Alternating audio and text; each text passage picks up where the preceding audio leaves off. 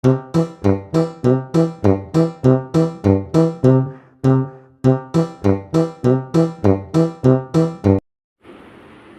Friends, welcome to செல்வ Vinayaka channel. இன்றைக்கி நம்ம சேனலில் என்ன பார்க்க போகிறோன்னா, ஸ்வீட் பொட்டேட்டோ வச்சு சூப்பரான ஒரு கட்லெட் தான் இன்றைக்கி பார்க்க போகிறோம். எப்படி பண்ணலாம் அப்படின்றத இந்த வீடியோவில் நான் உங்களுக்கு ஷேர் பண்ணியிருக்கேன். இந்த ஸ்வீட் பொட்டேட்டோ பண்ணுறதுக்கு நான் இங்கே வந்து சீனிக்கிழங்கு, அதாவது எங்கள் ஊர் சைடு தூத்துக்குடி சைடு திருச்செந்தூர் சைடில் சீனிக்கிழங்கு அப்படின்னு சொல்லுவோம். உங்கள் ஊர்லலாம் எப்படிங்கிறத எனக்கு கமெண்டில் சொல்லுங்கள். இந்த கிழங்கு அவிச்சு நல்லா உரித்து எடுத்து வச்சுக்கலாம். இதுக்கு வந்து நான் இந்த பக்கம் வெங்காயம், அப்புறம் வந்து கேரட், என்கிட்ட ஒரே ஒரு கேரட் இருந்தது, அந்த கேரட்டை மட்டும் துருவி போட்டிருக்கேன். வெங்காயம் கட் பண்ணி வச்சுருக்கேன், கேரட்டை துருவி வச்சுருக்கேன். அவ்வளோதான், வேறு எதுவுமே இதில் பச்சை மிளகாலாம் நான் சேர்க்கலை. இந்த ரெண்டு, அது போக இந்த சீனிக்கிழங்கை நல்லா இது கூட பிசைஞ்சு விட்டுக்கலாம். நல்லா பிசைஞ்சிட்டு இது கூட கொஞ்சம் உப்பு போட்டுக்கலாம். நல்லா பிசைஞ்சு இது கூட கொஞ்சம் உப்பை போட்டுக்கோங்க. நல்லா மசித்து பிசைஞ்சிக்கணும்.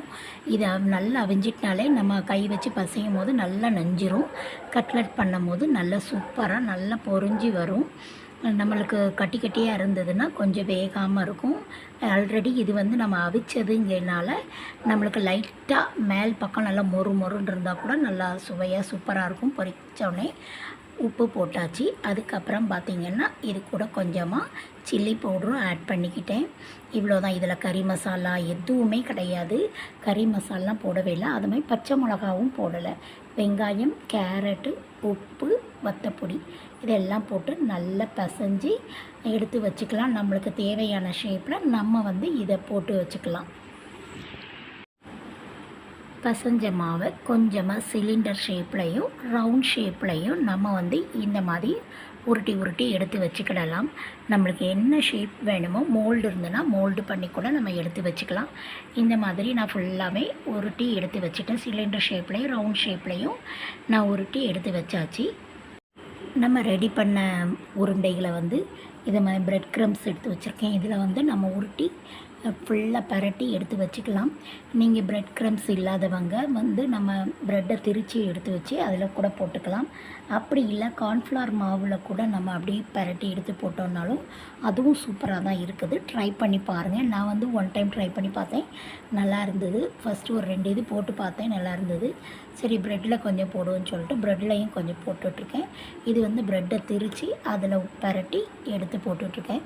செம்ம சூப்பராக வந்துட்டுருக்கு நம்மளுக்கு. இது வந்து எவ்வளோ ஆயில் தேவையோ அவ்வளோ ஆயில் விட்டு நம்ம பொரித்தாலே போதும்.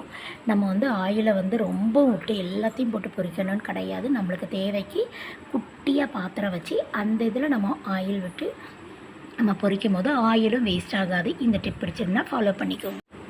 நல்லா சூப்பராக வெளியில் மொறுன்னும் உள்ளே நல்லா சாஃப்டாகவும் சூப்பராக வந்திருக்கு நம்மளுக்கு. இப்போ வந்து நம்மளுக்கு சூப்பராக ரெடி ஆகிட்டு, இது கூட கெச்சப்பும் வச்சு டொமேட்டோ கெச்சப், சுவையான சூப்பரான காஃபி, ஃபில்ட்ரு காஃபி, செம்ம சூப்பருங்க. நல்ல மழை, இங்கே மழைக்கு சூப்பரான சீனிக்கிழங்கு கட்லெட், அப்புறம் வந்து காஃபி, செம்ம சூப்பராக இருக்குது. நீங்களும் உங்கள் வீட்டில் இதே மாதிரி செஞ்சு பார்த்து சுவை எப்படி இருக்குது அப்படின்றத நம்மளுக்கு கமெண்ட் பாக்ஸில் கமெண்ட் பண்ணுங்கள் friends. Thank you. Take care. Next ஒரு இன்ட்ரெஸ்டிங்கான வீடியோவில் நான் உங்களை மீட் பண்ணுறேன் ஃப்ரெண்ட்ஸ். நம்ம சேனலை லைக் பண்ணி சப்போர்ட் பண்ணுங்கள். தேங்க்யூ. சப்ஸ்கிரைப் பண்ணி உங்கள் ஃப்ரெண்ட்ஸ் அண்ட் ஃபேமிலிக்கும் ஷேர் பண்ணுங்கள். ரொம்ப ஈஸியான ரெசிபி தான். இதை வீட்டில் ட்ரை பண்ணி பாருங்கள். பார்த்துட்டு கமெண்ட் பாக்ஸில் எனக்கு கமெண்ட் பண்ணுங்கள் ஃப்ரெண்ட்ஸ்.